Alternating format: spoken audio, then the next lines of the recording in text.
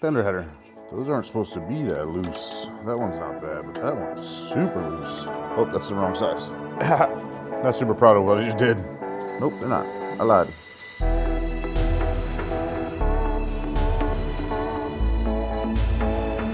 So the intake manifold on Harleys, hate them. I've had very bad luck with these. Luckily the twin cams are a little bit better than the Milwaukee 8s, but I do need to take this engine mount off of this side to get to the back bolts.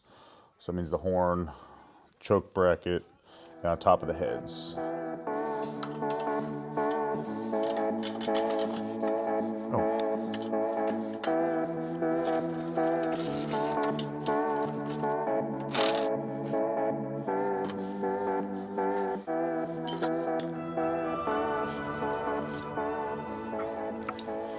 So for those that watched the Road Glide build, I had that issue with the little tiny L-shaped Allen wrenches.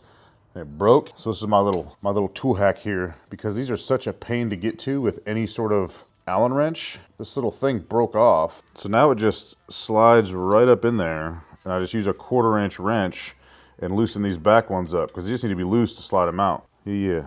So that little thing officially lives in my specialty tool drawer.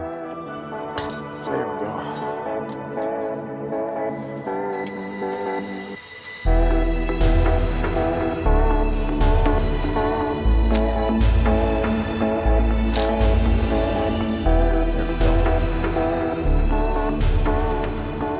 Gaskets, holy shit.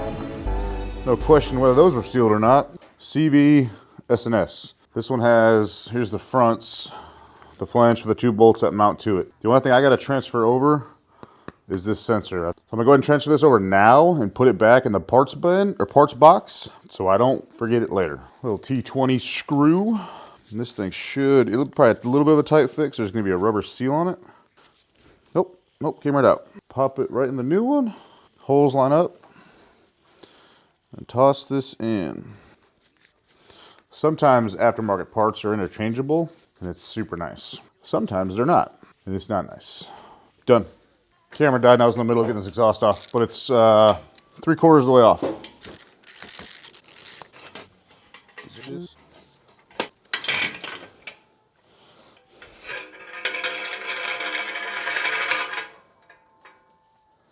Fender header. He said he had an exhaust leak on this thing and he thought one of the head studs was broken, or the exhaust studs was broken. There's no exhaust gasket in here at all. Did it come out with the exhaust? Nope. There's not an exhaust gasket on the back side. This side has one. The front cylinder's got one. Back cylinder got nothing. That would explain the exhaust leak. It's that time of the season where I gotta start cutting boxes. Cutting and labeling. Luckily, I keep trash around. And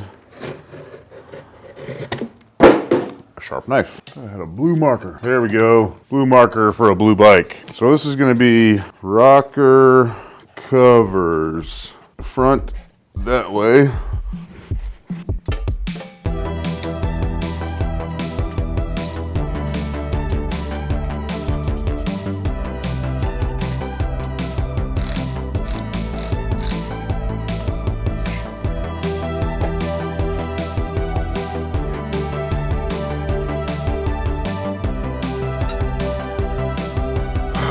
Now let's get these breathers out of here.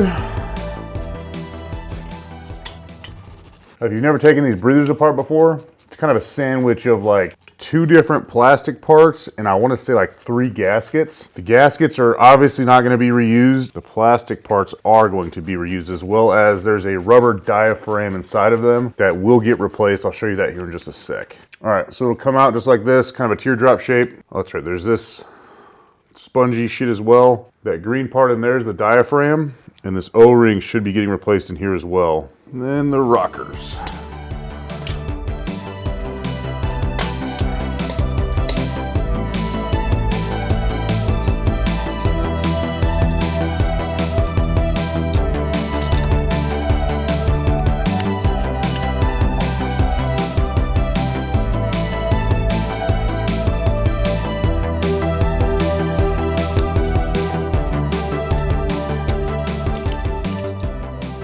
This is gonna be one of the last hard bolts to get to. It's gonna be, there's 2 in the corners. This one is a little tight, it's not too bad, but the ones back here, this one and this one, a little bit of a tight fit. You can get them with a, I wanna say it's a 3/8 or a 3/16 Allen, which is what I'm gonna use. But some of them I'm gonna have to use a wrench to get to. So this is a little tool I made when I was working on my Road Glide. It's that 7/16 socket that I ground down on either side. And I wanna say it fits a 15 mil wrench. So that's gonna work perfectly for those back two.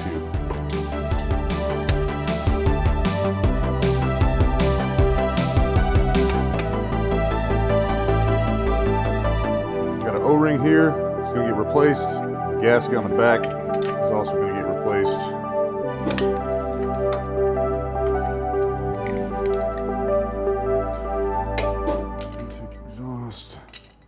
So a word of warning for the head studs, or caps as they call them, screw caps I believe is what Harley calls them.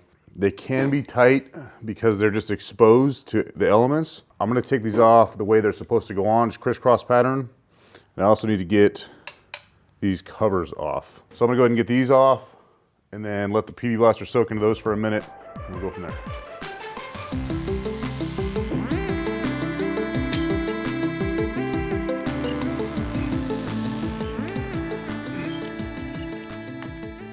Now these aren't going to get reused, potentially, because I'm using the S&S adjustable like I did on my Milwaukee 8, but I may have to do kind of that mishmash of Harley and S&S parts on these to get them to work without having to cut, trim. So I'm going to hold on to these, I'm going to keep them the way they were, and then of course O-rings galore in here. Should be 8 total, 2 for each pushrod cover. I've made the mistake of forgetting to take these out and then try to put new ones in. Doesn't work. When you get your new O-ring kit, the big or the small fatter ones go up top and the bigger skinnier ones go on the bottom.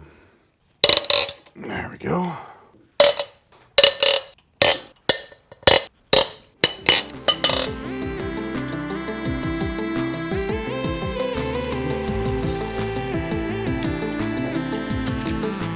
These are getting trashed. These may take a little bit of, oh, never mind.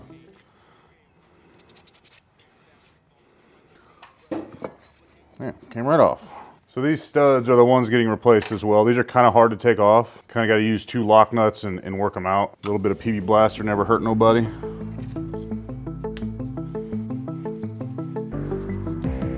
If you use a ball end on these lifter covers, makes it a whole lot easier. Because this one, the back rear one and the front inside one are a little tricky to get to with the fins, cooling fins. What's crazy is these are usually super hard to take off. Like there's usually a little bit of dead blow action that needs to happen, but these just came right off. So rear, front. So keeper, or anti-rotation pins.